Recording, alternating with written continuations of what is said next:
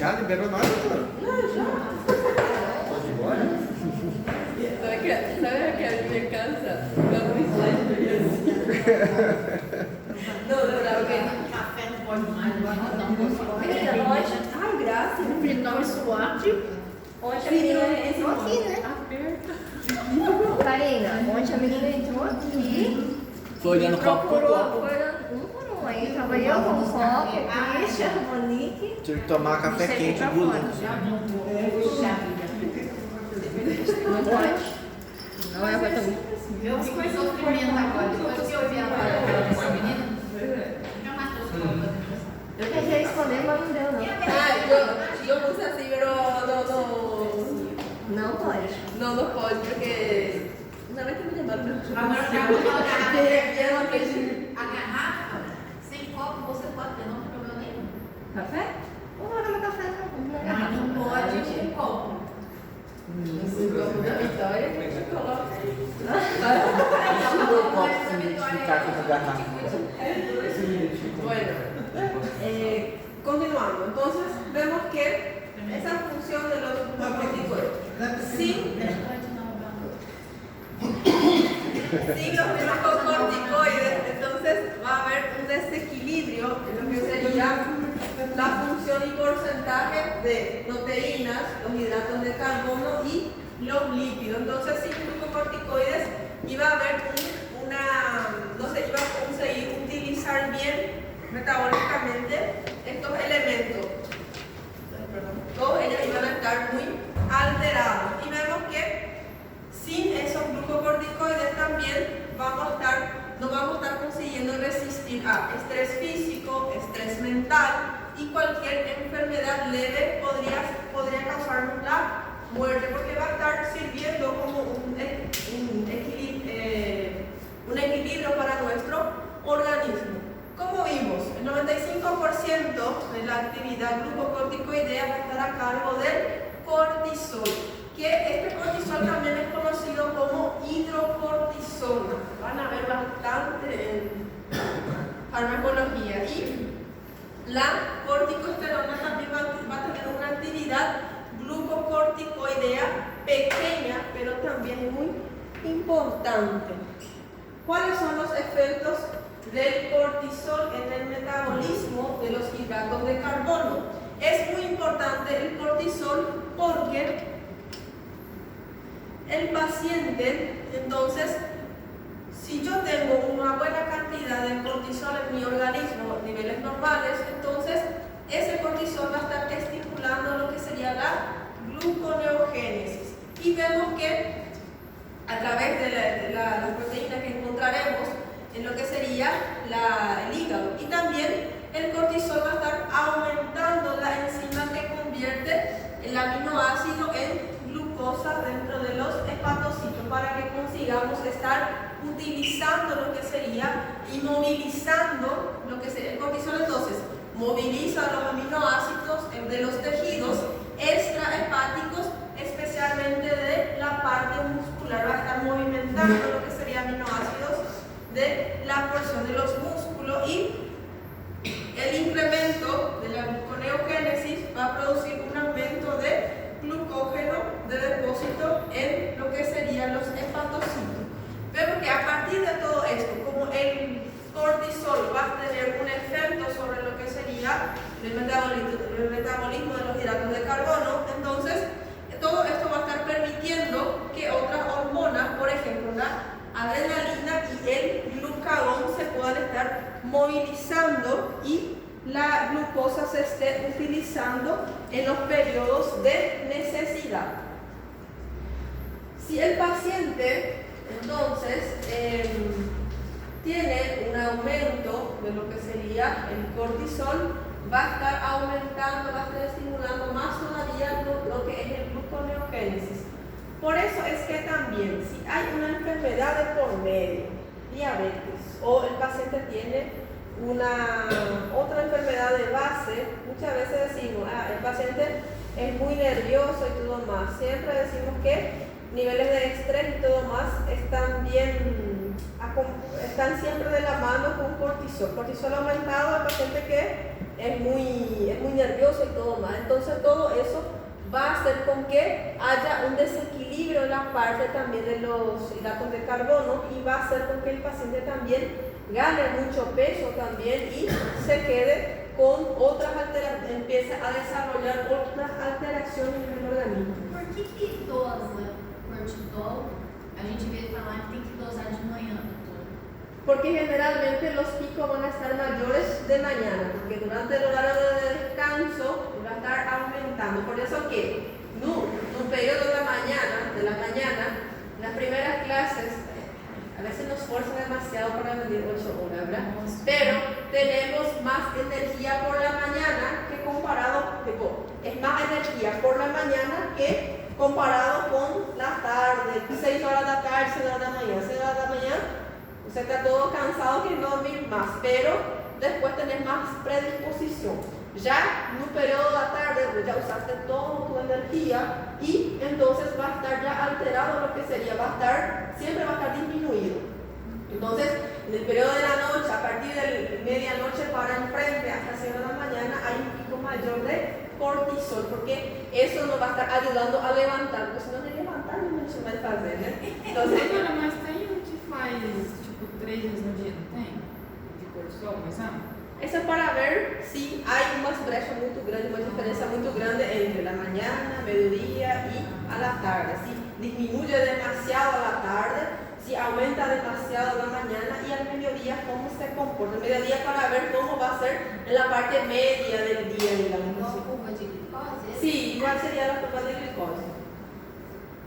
Y vemos que entonces la disminución de la utilización celular de glucosa, vemos que cuando aumenta lo que es la glicemia, podemos ver que el paciente puede estar desarrollando lo que se conoce como una diabetes suprarrenal, porque vemos que hay aumento de gluconeogénesis porque se estimula el cortisol.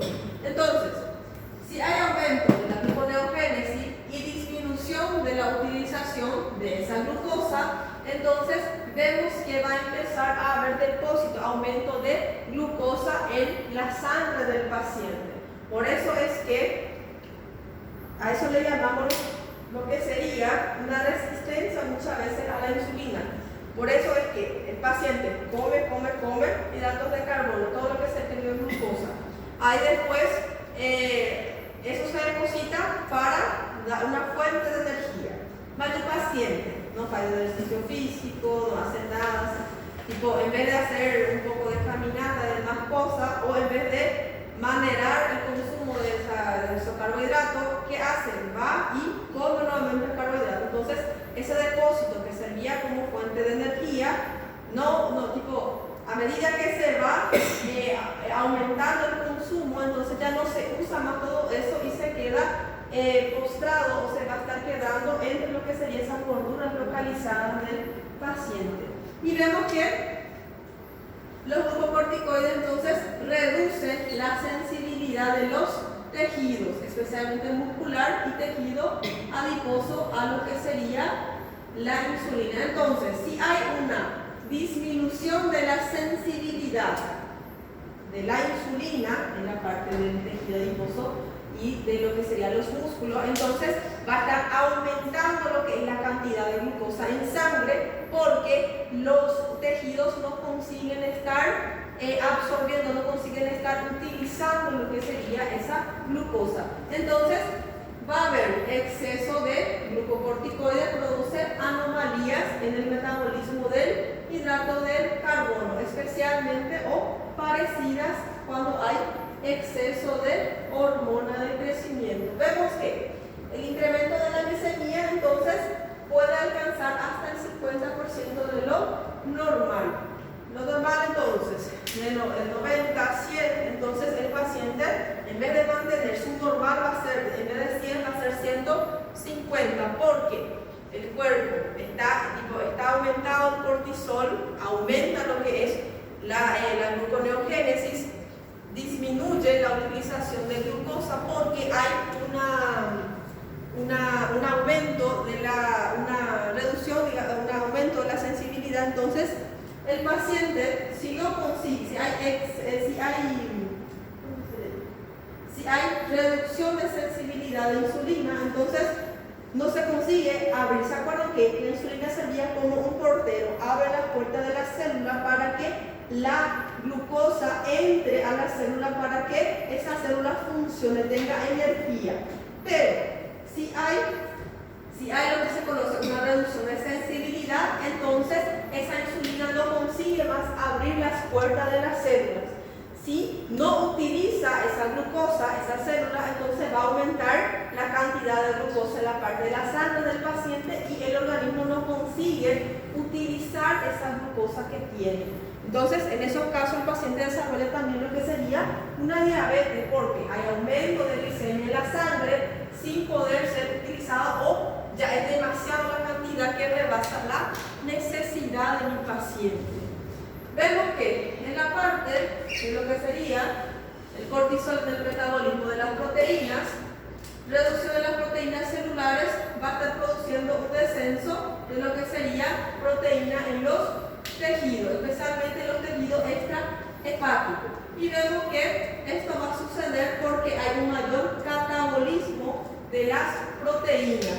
Y entonces aumenta proteína del hígado y del plasma, aumentan los aminoácidos sanguíneos y va a haber una disminución de transporte de aminoácidos. Todo eso lleva a que esas células extrahepáticas y haya una estimulación, o sea, haya un incremento a la concentración plasmática de aminoácidos. Entonces, los músculos no consiguen más estar utilizando lo que sería la proteína, y toda esa proteína, en vez de ser utilizada, se va a estar quedando en la parte también plasmática. Solamente hay mayor concentración de aminoácidos en el plasma, pero no se consigue estar utilizando a través de los músculos. La misma cosa que pasa con los hidratos de carbono. Por eso es que se dice que si no hay lo que sería estas hormonas, por ejemplo el cortisol,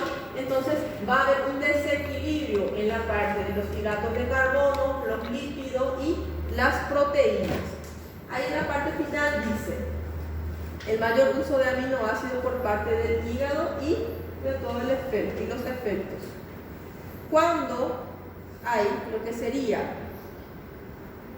mayor transporte de los hepatocitos, entonces vemos que el mayor uso del aminoácido por parte del hígado, los efectos van a ser incremento de la tasa de desaminación de aminoácidos del hígado, aumento de la síntesis hepática de proteína y aumento de la formación hepática de proteínas plasmáticas.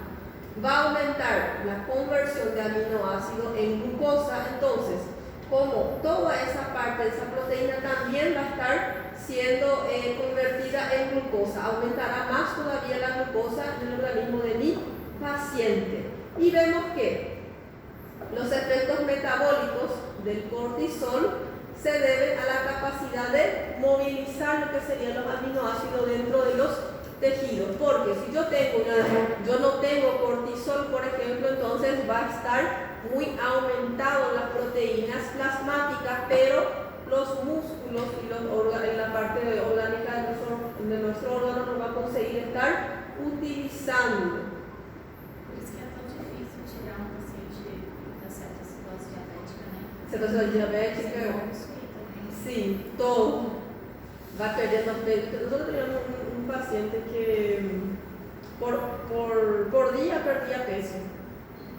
Era una paciente, llegó a vomitar después, porque era una paciente joven, tenía 40, 42 años, pero tenía una diabetes descompensada, no tratada. La paciente mantenía 500 de glicemia, después entró en coma y después no revertía más, y era por día, perdía peso por día. Hasta que era una paciente tipo obesa, pero en unos días fue muy mala. Y dentro de los efectos sobre el metabolismo de la grasa, vemos que el cortisol va a estar movilizando lo que serían los ácidos grasos de los tejidos. Entonces, por eso es que, como les dije, tipo aumenta, el cortisol va a estar aumentando el uso de los ácidos grasos como fuente de energía o fines energéticos. Pero si el paciente presenta un aumento exagerado del cortisol, también en vez de, y si no utiliza lo que sería esos lípidos, esos ácidos grasos, entonces eso va a aumentar lo que es el peso del paciente y el paciente va a tener una obesidad muy diferente a los otros tipos de obesidad. Acá podemos ver la obesidad inducida por el exceso de cortisol. El paciente va a tener un aspecto parecido a un búfalo o búfalo al dorso, porque el paciente va a estar presentando, la grasa se va a estar depositando en la parte torácica y vemos que también en la parte de la cabeza. Entonces, prácticamente esa grasa se deposita en la parte torácica de la cabeza del paciente y eso va a estar dando el aspecto de búfalo al torso, va a ser mayor hacia la parte superior y también esa cara que el paciente presenta va a ser lo que se conoce como cara de luna llena. Por eso es que el paciente que utiliza por mucho tiempo corticoides va a tener esa fase iguacheia. El paciente que tiene síndrome de Cushing también tiene esa cara de lua cheia. Es prácticamente una cara redonda, parece gorda, digamos así, y un poco más pálido también el paciente presenta.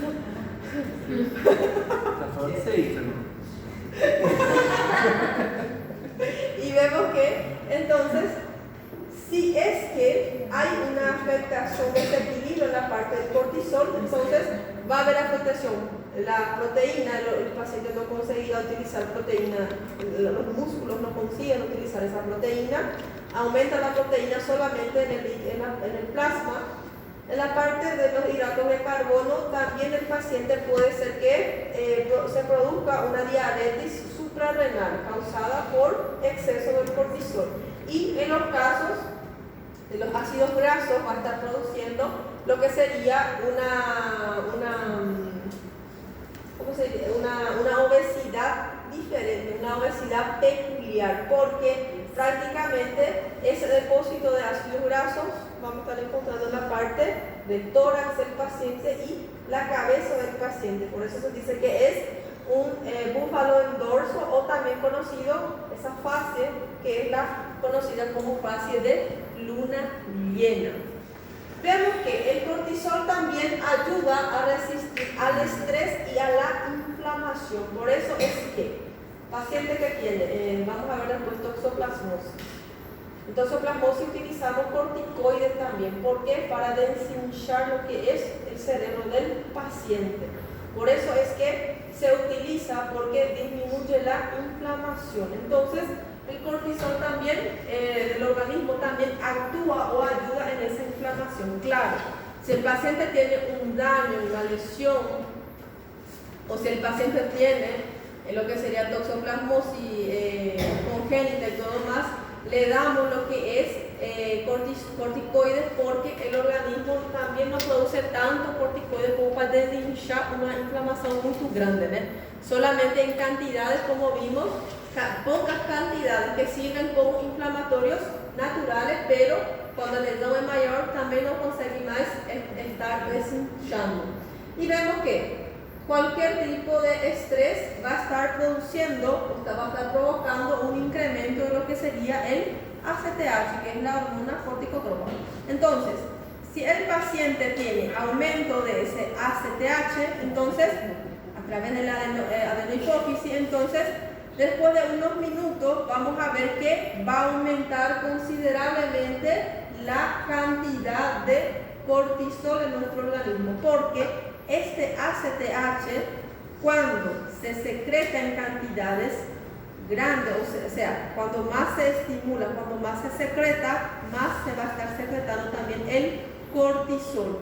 Y vemos que va a estar, por eso es que el cortisol va a estar muy aumentado en los pacientes que tienen traumatismos, infecciones, calor o frío intenso, cirugías, enfermedades debilitantes, y a través, muchas veces no hacen necesario ni traumatismo ni nada, sino que el estrés diario. Cuando se pasa mucho estrés, todo más, a veces vamos a fazer uma dosagem do cortisol e pode estar Se aumentado. o meu cortisol não aumentado, eu vou subir. E do Ícaro. Entonces, el cortisol va a tener efectos antiinflamatorios. Por eso es como les dije, tenemos los sintéticos. ¿No sirve para? Na verdade, quando fala que aumenta o estresse, aí você aumenta o indicador.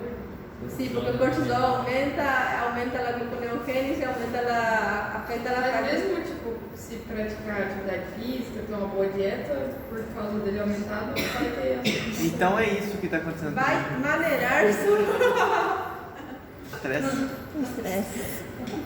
Eu deveria Vai maneirar, não vai estar Porque percebendo isso faz dias. aumentado o peso, pero no consigue também controlar, ¿verdad? Não sei como que a Carmen é marinha. Exatamente. É que eu Eu acho que essa não tá diferente isso É daí. que eu não estresso ela, doutor. Imagina. Es atípica. Y vemos que los efectos antiinflamatorios entonces del cortisol va a servir va a tener 5 fases fundamentales. Se liberación de sustancias químicas por las células dañadas o tejidos dañados. Entonces, cuando el paciente es accidentado o cuando sufre un accidente, a través de esas lesiones van a estar liberando sustancias químicas a través de esas células dañadas. Entonces, esas sustancias químicas van a estar activando el proceso inflamatorio. ¿Qué sucede cuando el paciente tiene esas lesiones y todo más? Entonces empieza a aumentar el flujo sanguíneo en la zona, duele, empieza a hinchar, empieza a fica más vermelho esa área afectada y vemos que ese aumento del flujo sanguíneo va a dejar la zona inflamada y vermelha. Si está vermelho, inflamado, entonces es lo que llamamos de eritema, cuando está enrojecido. Y después, salida de grandes cantidades de plasma por el aumento de la permeabilidad capilar. Aumenta la permeabilidad capilar y ese plasma que estaba en la parte intravascular sale al tercer espacio. Entonces, el paciente presenta un edema en esa zona afectada. ¿Qué más pasa?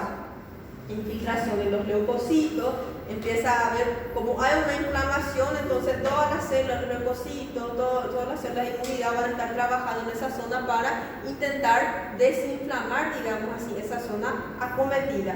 Y también en ese momento, cuando hay una lesión y todo más, algún daño, entonces empieza a haber crecimiento de tejido cicatrizal para ayudar a cicatrizar esa herida. Todo tipo, no hay que ya ahora, ¿no? Así como las películas, pero para estar ayudando ya a intentar disminuir el dolor, disminuir la pérdida sanguínea, para intentar después cicatrizar a largo plazo. Entonces, crecimiento del tejido cicatrizal en unos días o semanas. Entonces, todo esto van a ser prácticamente los, acá es donde lo que va a estar trabajando, digamos así, lo que sería el cortisol. Porque estas serían las fases de inflamación.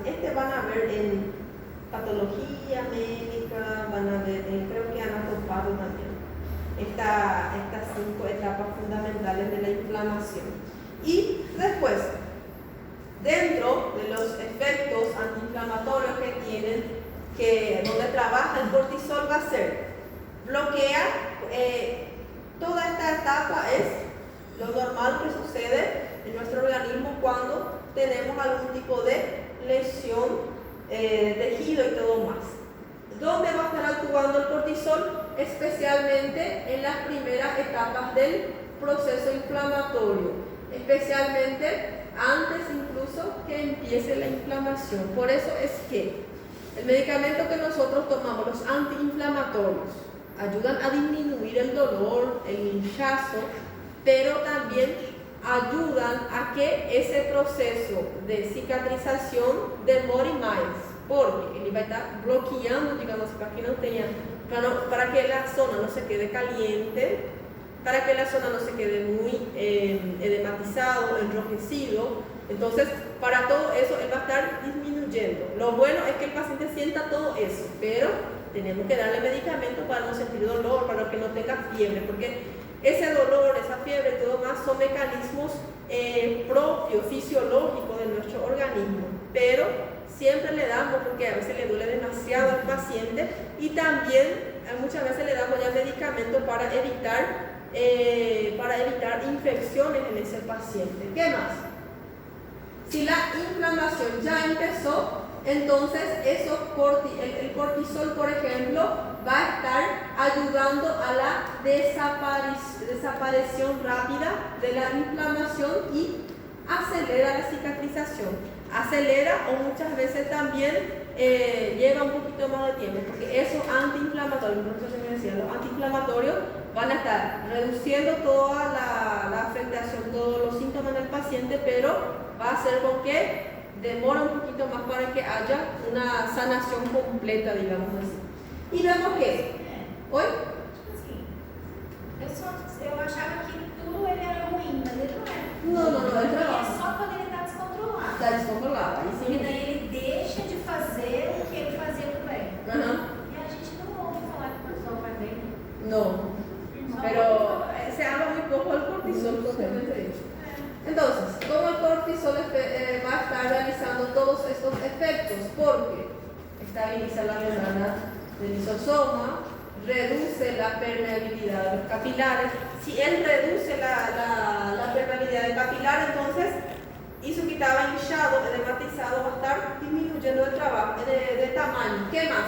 Disminuye la migración de los leucocitos en la zona inflamada y la fagocitosis. Entonces va a estar disminuyendo la cantidad de leucocitos en esa zona y también suprime el sistema inmunitario. Linfocitos T disminuye la fiebre y sobre todo porque reduce la liberación de la interleucina 1 de los leucocitos. Entonces, por eso es que se utiliza corticoides para desinflamar, porque hace todo esto. Pero, esto sería cortisol de nuestro organismo normal. Pero, como le dije, muchas de las veces no podemos esperar que solo él haga todo eso y el paciente esté ahí con dolor. Siempre le damos el medicamento para estabilizar lo que es nuestro paciente. ¿Cuáles son otros efectos?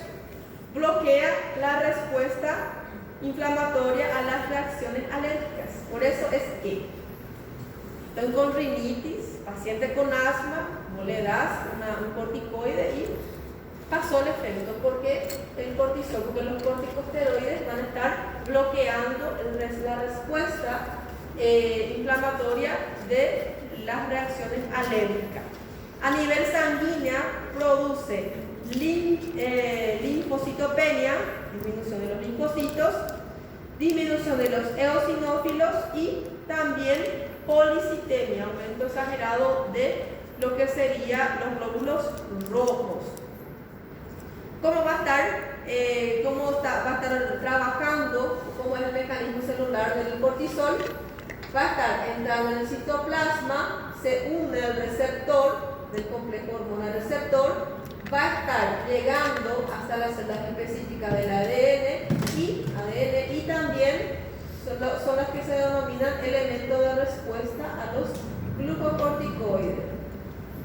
Reprimen la transcripción génica y vemos que el efecto del cortisol no son inmediatos, sino que van a estar tardando de 45 a 60 minutos para producirse.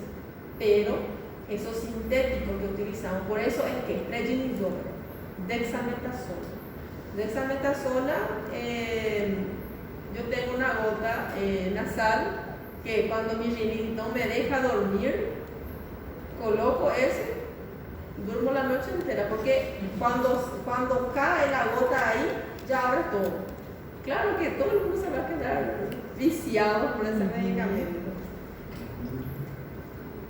Y después, a ver,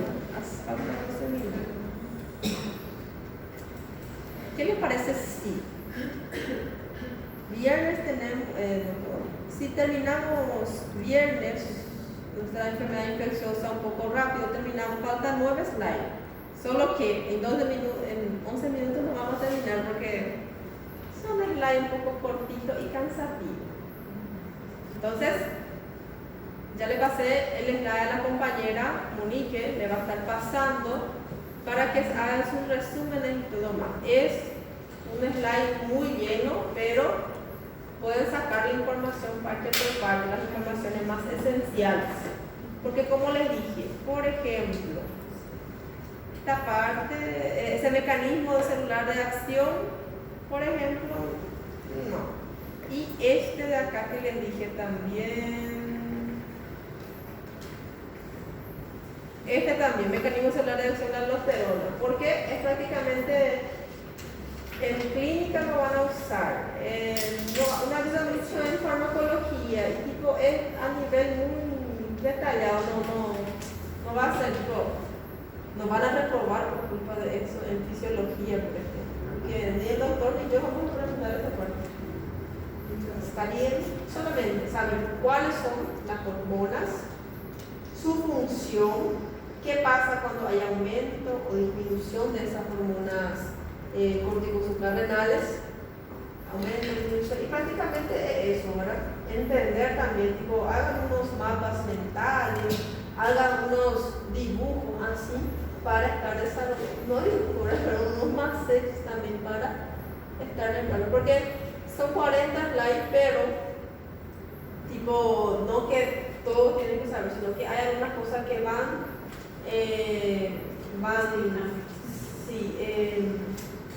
también repitiendo. Algunas veces, después de leer, voy a hacer tu resumen y sale mucho más pequeño, por eso es bueno que hagan sus resúmenes también.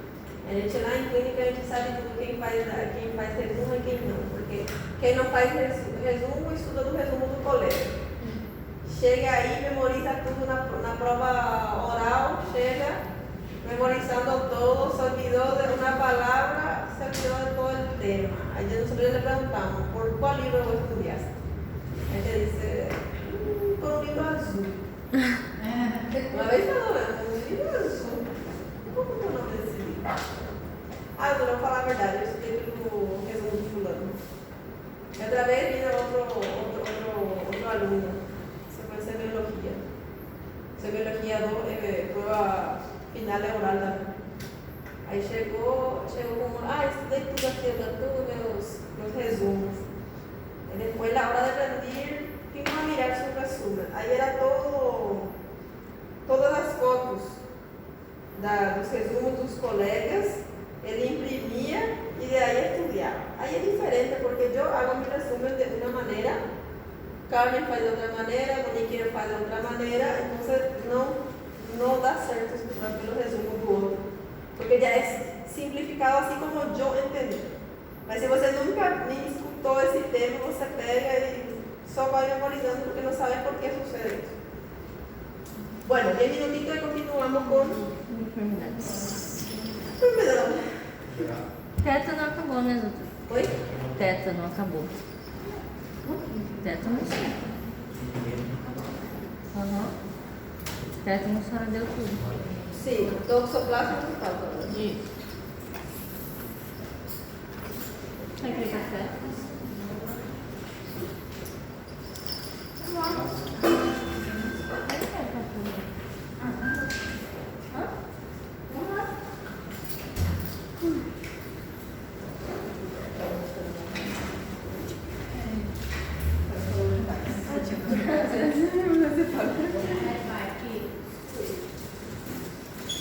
Eu não sei mais se tem enfermidades que não nas costas, tem que ver. Alguém vai apanhar hoje, não sou eu. Semana que vem não vem não. Só vão ter esse piada. Está bien, está bien. Antes que me olvide. Vamos passar já. Doutora, a senhora vai ajudar nós com algumas questões, senhora e o doutor Medina? Algum questionário? Pero yo sí te voy. Este, por ejemplo, de este voy a hacerle también amigos de esta clase, porque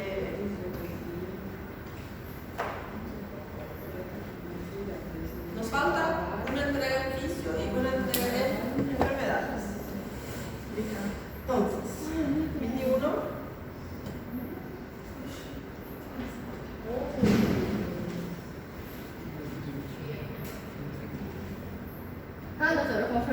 confirmamos com o Dr. Francisco sobre essa questão da NEAS, tipo, ele falou que não vai parar não, é normal. Eu não continuo. Ele falou que vai ter aula normal, que não existe parar porque vai ter uma visita. Aula normal. Então, Acho que a faculdade fez isso. De 100 alunos numa sala, chamaram só 20 e precisava, tipo, você tem que falar bem da faculdade, né? Eu acho que isso é porque a outra faculdade fez isso. E por isso seguramente me confundiram.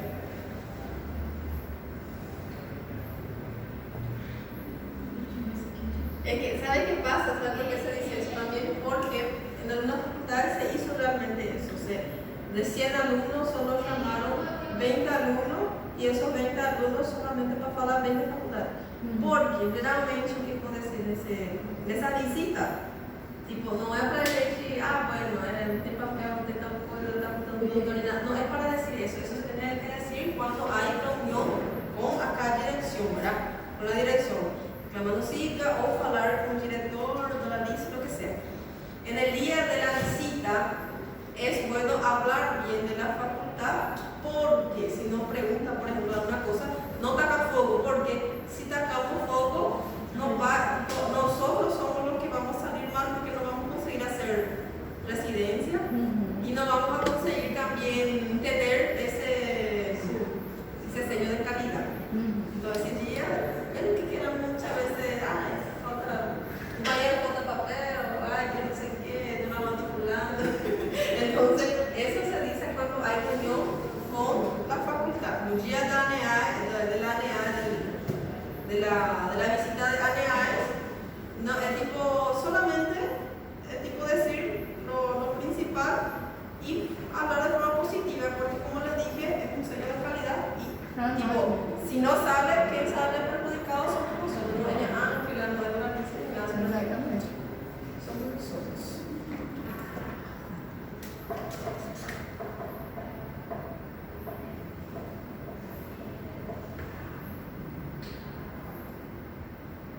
Que hoy vamos a estar desarrollando.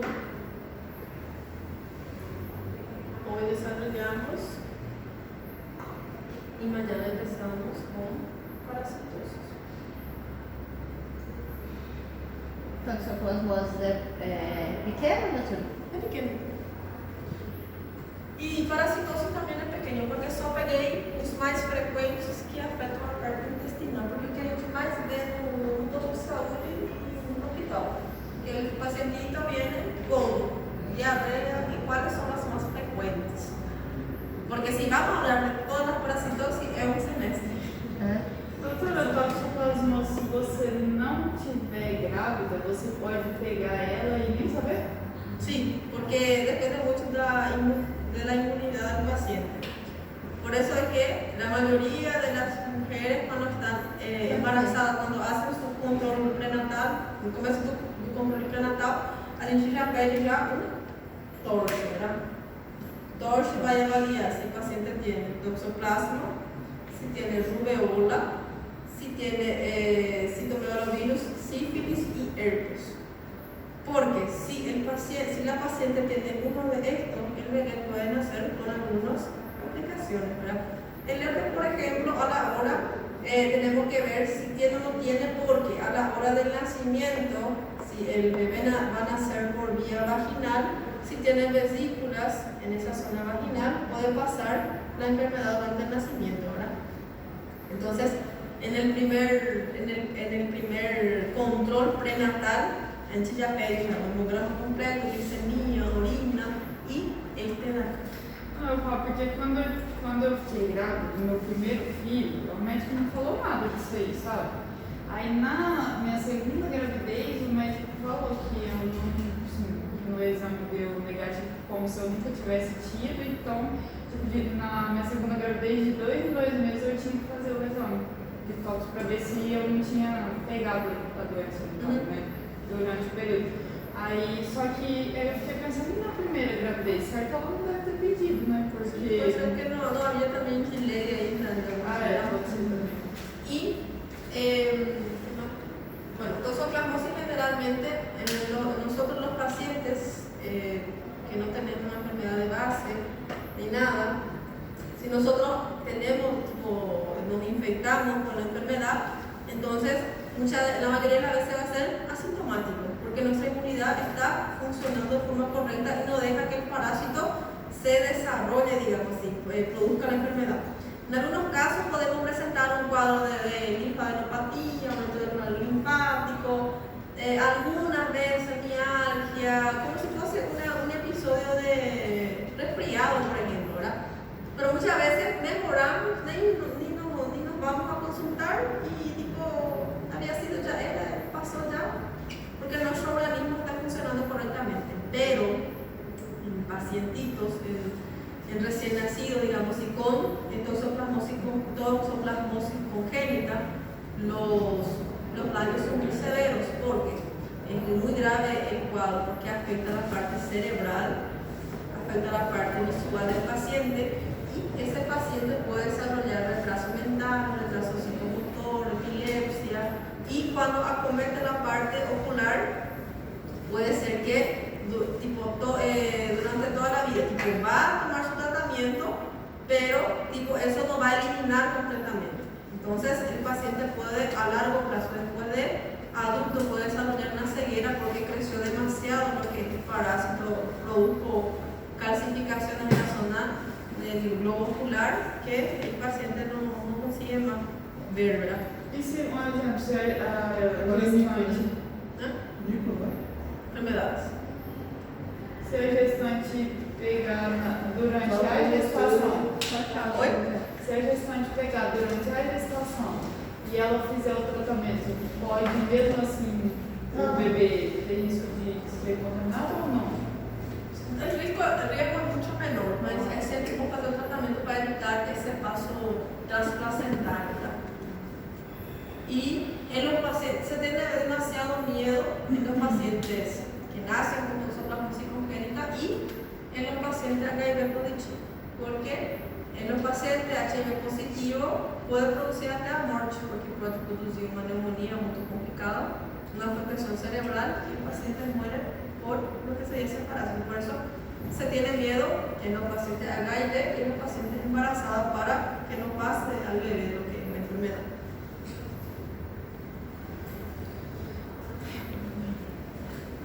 Libera aí.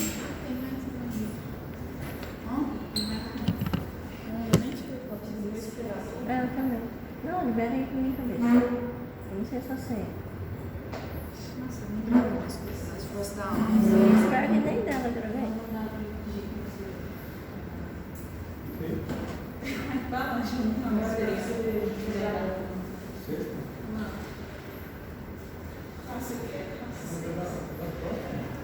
Classe 4, 5 e 6. 4.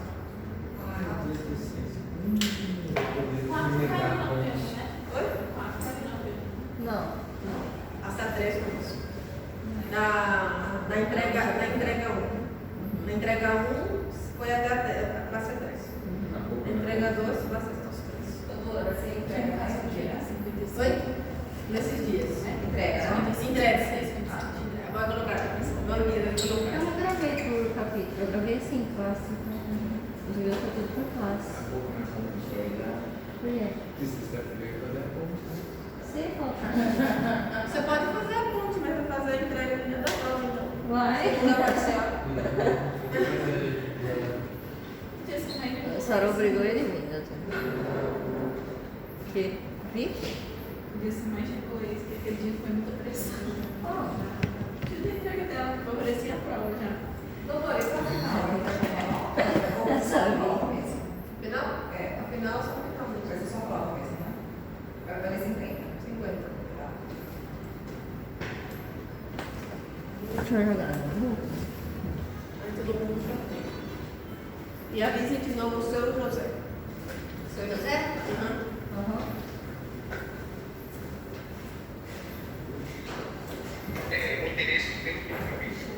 Vamos mandar primeiro?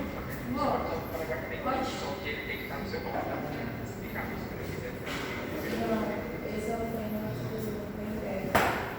Ele tira uma vez, são os temas que entrega Cadê um pouquinho? Sim, sim.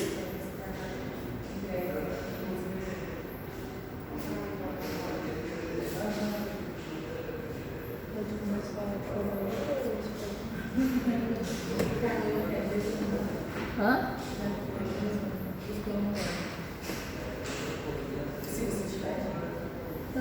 tô faltando só o último dela, difícil. Vai que eu falei, eu não tô fazendo mais. Eu só questão. Achei que você ia vir. Por quê? Sim. Desculpa, me atrasei 4 minutos. Amiga, entrega. Tem entrega nesse dias. Mas pra você é só enfermidade. Não, eu acabei de marcar meu exame grande. Ai, meu Deus. Sí, pero puedes hacer la entrega y ya la prueba en segundo parcial. Fazer a entrega? Hã? Entrega aquela provinha que a gente fez. Não, eu tô falando, eu acabei de marcar um exame. É muito grande. Eu acabei de confirmar isso. Passei o dia inteiro no telefone. Não, aquela que falando é a opção de ser planilha da prova, só que eu acho que vai puxar. Ah, é. Mesmo se você fizer entrega, você tem uma base. Mas agora falou, putz, a doutora acabou com a minha ponte, porque ele ia emendar, né? Mas a gente já viu o toxicosmose? Nossa, não. Agora eu acho. Aí amanhã a gente vai reparar tudo isso. Mas que é pequenininho. E aí não cai na Possivelmente, né? Porque aquelas... Por eso elegí estos temas porque ya fue después de la primera parcial ¿no? También. Agora, no final vai cair de enfermidades, cai tudo, até aqueles infecções. Hasta a gente vai desarrollar, pero le voy a pasar esses mapas de novo para vocês. Não, mas eu Não, falo professor, assim, não é aquela característica de generalidade, né? Que é os primeiros slides. Não, Daí não. falou sobre catéteres, esses... No. A partir de acetofilo. Ah, ótimo. Obrigada, doutora. Seja mais. Nossa, aqui Doutora, ele e essa É. aula de sexta, esse ano não quero. Mas não vai dar pra atender todo mundo, amiga. Porque tem gente que à tarde não pode, tem gente São que... José mesmo vai vir. É. Graças a la posición, Sexta-feira eu vou vir. Sexta-feira. De manhã? Eu estou de folga. Eu tenho prova ainda de Jorge. Não, mas eu te faço. Mas tipo assim, não tem como agradar. La verdad, yo me fui, na minha convidou para su cumpleaños. Uma pizzeria. Eu vou Aí não fui, aí tava um aluno de Jorge. Eu tenho que ir já. Tava amanhã tem prova do Jorge. Você já estudou? Ainda não sei quais são os eu não consigo. Na época que eu estudava, Vai ser até uma. eu faltava em todo quando havia